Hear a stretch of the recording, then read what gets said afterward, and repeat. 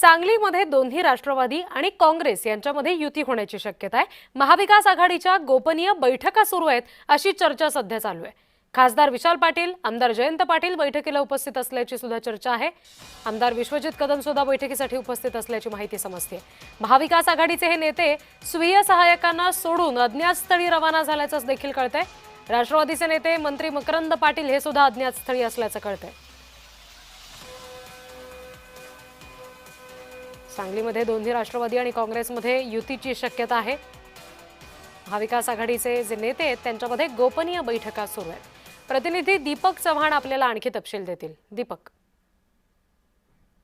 नक्कीच महापालिका निवडणुकीच्या अर्ज भरण्याच्या आता अंतिम घटका आलेल्या आहेत आणि या अंतिम दिनी दोन्ही राष्ट्रवादी एकत्र येण्याच्या चर्चेनं आता ऊत आलेला आहे आणि याच पार्श्वभूमीवर सायंकाळपासून बैठकांचं सत्र सुरू आहे। सांगलीमध्ये राष्ट्रवादीचे नेते आणि मंत्री मकरंद पाटील हे सुद्धा आहेत। राष्ट्रवादीचे शरद पवार गटाचे नेते जयंत पाटील, विश्वजित कदम, खासदार विशाल पाटील यांच्या उपस्थितीत बैठकांचा सपाटा सुरू आहे। विशेष म्हणजे हे सर्व नेते अज्ञातस्थळी आहेत। त्यांनी आपल्यासोबत बॉडीगार्ड घेतलेले नाही किंवा पीए घेतलेले नाहीत। ते अज्ञातस्थळी हे रवाना झालेले आहेत आणि यामुळं कार्यकर्त्यांमध्ये सुद्धा हुरहुर आणि चिंता लागलेली आहे। दोन्ही राष्ट्रवादी एकत्र येण्याचा संभव या ठिकाणी आता 100% व्यक्त होतोय। याबाबत लवकरच घोषणा होण्याची शक्यता आहे। जी, धन्यवाद सगळ्या तपशिलांसाठी दीपक।